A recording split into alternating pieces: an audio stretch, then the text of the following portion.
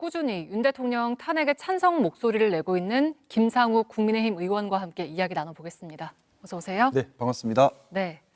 어제 울산에서 열린 탄핵 반대 집회에서는 네네. 이제 국민의힘 안에 나경원 의원이라든지 8사 출신 의원들이 헌법재판소를 강하게 비난하기도 했거든요. 네네. 어떻게 좀 보셨습니까? 네, 울산 시민들의 탄핵 반대 집회에 참석한 울산 시민들의 의견도 당연히 존중받아야 될 의견입니다. 하지만 노상원 수첩의 체포명단 500명, 또 홍장원 메모 체포명단 14명, 살해 계획까지 드러나고 있습니다. 거기다가 헌법기관인 국회와 선관위에 무장 군인을 투입했습니다. 단전까지 했었습니다.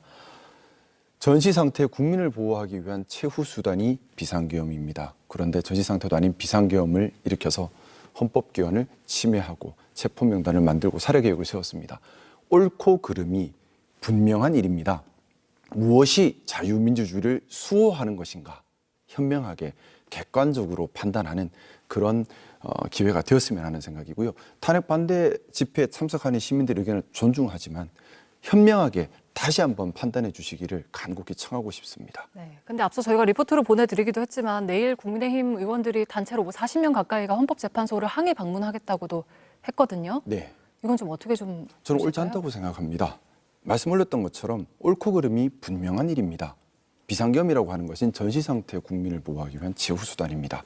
네. 이런 불법한 비상계엄을 한 대통령을 지키기 위해서 헌법재판소로 가서 헌법재판소에 압박을 주고 또 대통령에게 동조한다는 것은 법치주의를 흔들고 민주주의를 흔드는 반보수적인 행동입니다. 그것이 정치적 이익이 있다고 하더라도 옳지 않은 길이면 단연코 거부해야지 장기적으로 우리 보수가 제대로 된 보수의 길을 걸어갈 수 있다고 생각합니다. 네, 지금 일부 의원들 같은 경우에는 민주당이 계엄을 유발해서 계엄을 할 수밖에 없었다 이런 주장도 하고 있거든요. 계엄 유발이란 말이 저는 참 참담하게 들립니다.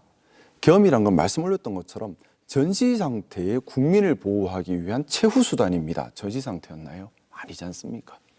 그런데 정치적 반대 세력이 힘이 있다고, 정치적 반대 세력 때문에 뜻을 마음대로 펼 수 없다고 계엄을 유발했다. 그런 표현은 써서는 안 되는 것입니다. 계엄 유발이라고 하는 것은 전쟁을 얘기하는 겁니다.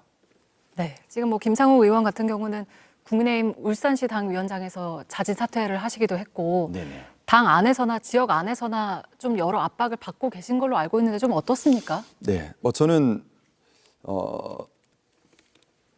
명예로운 불복종을 했다고 생각합니다. 비상계엄 해제에 적극 나서고 또 탄핵 당론에 어긋나서 탄핵 찬성에 나선 것은 국가와 국민 그리고 보수주의와 민주주의 헌정질서를 지키기 위한 명예로운 불복종이었다고 생각하고요. 옳음을 추구한 값을 받고 있다 그렇게 생각하기 때문에 달게 받아야 된다고 생각합니다. 어제 광주 금남로에서 탄핵 반대 집회가 있었습니다. 네. 광주 금남로는 전두환의 불법 비상계엄에 항거한 광주 시민들의 한이 서린 곳입니다. 명예로운 불복종을 시민들께서 실천하고 희생한 곳입니다. 그곳에서 비상계엄을 한 대통령에게 동조하는 그런 탄핵 반대 집회가 있었습니다. 정치인의 한 사람으로서 큰 송구함과 참담함을 느끼고요. 이 자리를 빌어서 광주 시민들과 5.18 유족들에게 송구한 마음을 올립니다. 네, 지금까지 알려진 걸로만 보면 여당 안에 탄핵 찬성 의원은 극히 일부분인데 네. 그 이유를 좀 어떻게 보실까요? 예를 들면 그런 당내 압박이나 이런 여론이나 이런 것 때문에 목소리를 내지 못하는 건지 아니면 실제로 당 지도부들과 정말 같은 생각인 건지 보시기에는 좀 어떻습니까?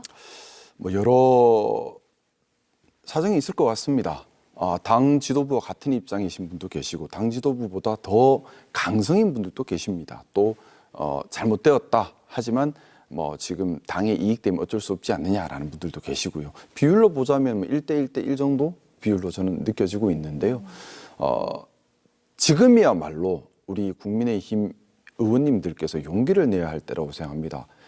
옳지 않는 길은 단연코 거부해야 합니다.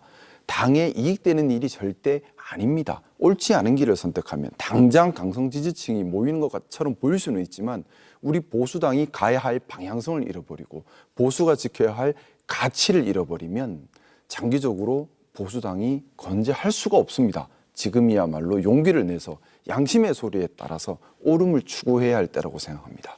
지금 뭐 당장 대통령 모습을 보더라도 탄핵 심판 과정에서 증인들의 신뢰도를 문제 삼는다든지 재판관들의 공정성을 계속해서 문제 삼고 있잖아요. 이런 대통령의 모습은 전반적으로 어떻게 좀 보고 계실까요?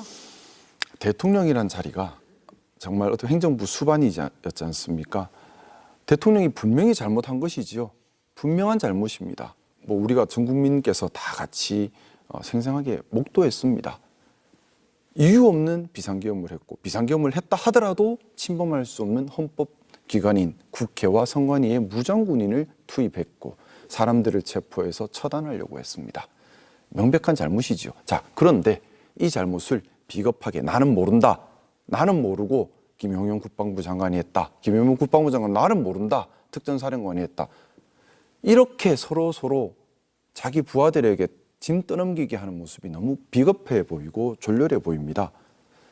정치 지도자로서 최소한의 품격은 지켜줬으면 하고 그것이 우리 국민들이 바라는 최소한의 마지막 모습이지 않을까 생각해 봅니다. 네. 의원께서는 탄핵이 인용될 거라고 예상을 하시는 걸까요? 반드시 인용되어야 하고요. 인용될 수밖에 없다고 생각합니다. 그런데 만에 하나라도 탄핵이 인용되지 않는다면 저는 나라가 망한다고 생각합니다. 탄핵이 인용되지 않는다면 불의에 항거하는 수백만 시민들이 거리로 나올 것입니다. 경찰력으로 막을 수가 없지요. 결국 비상계엄을 또 할 수밖에 없을 겁니다. 경찰력으로 시위를 막을 수가 없으니까. 탄핵이 기각이 되면 대통령이 다시 비상계엄을 일으킬 거다. 그렇게 되면 이번에는 계엄군 안에서도 이 뜻에 따르지 않는 반란군이 생길 겁니다. 그러면 계엄군과 시민, 계엄군과 반란군 간의 내전 상태가 됩니다. 그럼 우리나라는 4대 열강의 이권이 충돌하는 곳이기 때문에 미국과 중국이 또 개입을 할 것입니다. 또 위에 북한도 있습니다. 대한민국이 정말 참담한 상황이 됩니다. 그렇기 때문에 탄핵 기각은 있을 수도 없고 있어서도 안 되고요.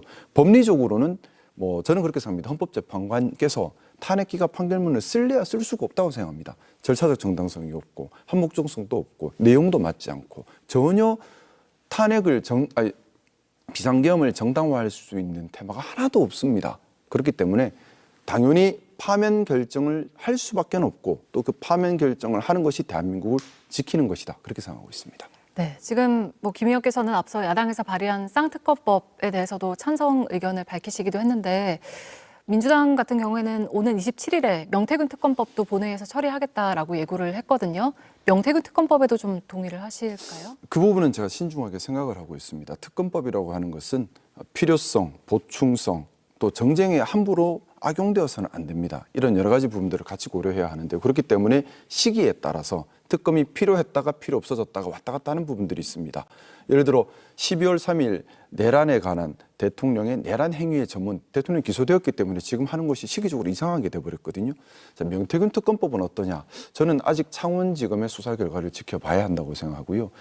민주당에서도 특검법을 정말 특검법의 권위를 위해서라도 정쟁에 악용하는 목적으로는 사용하지 않았으면 하는 생각입니다. 아직 명태균 특검법에 대한 저의 입장은 정해진 것은 없고 여러 가지 정보와 상황을 취합하면서 심도 있게 고민하고 있는 그런 단계입니다. 네, 알겠습니다. 저희가 오늘 말씀은 여기까지 듣겠습니다. 김상호 국민의힘 의원과 함께했습니다. 고맙습니다. 네, 감사합니다.